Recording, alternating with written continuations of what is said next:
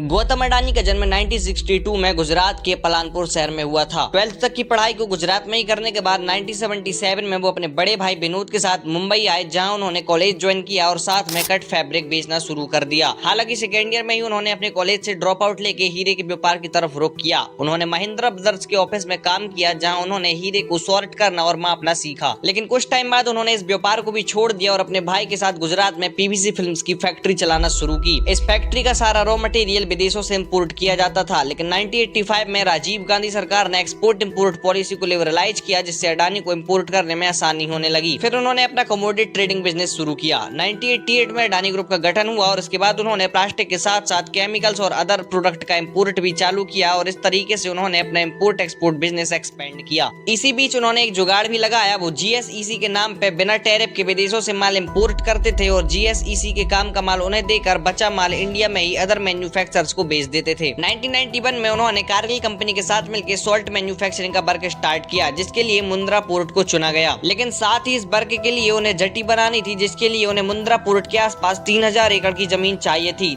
तब गौतम अडानी गुजरात के तत्कालीन सीएम चिमन भाई पटेल के पास गए और उनसे जमीन की मांग की और वो जमीन ले ली। लेकिन अब अडानी ने अपने पूरे के पूरे इंपोर्ट एक्सपोर्ट बिजनेस को इसी पोर्ट पे शिफ्ट करना चाहते थे, लेकिन इसके लिए उनका मुंद्रा पोर्ट पे पूरी तरीके से कंट्रोल होना जरूरी था। और फाइनली 1995 में उन्होंने मुंद्रा पोर्ट को प्राइवेट भी करवा लिया। 2003 में अडानी ग्रुप ने स्पेशल इकोनॉमिक्स जोन का भी डेवलपमेंट शुरू किया, जिससे कई कंपनियां अपनी फैक्ट्री स्थापित करने के लिए मुंद्रा पोर्ट का उपयोग करने लगी और इससे अडानी ग्रुप को बड़ी कमाई हुई।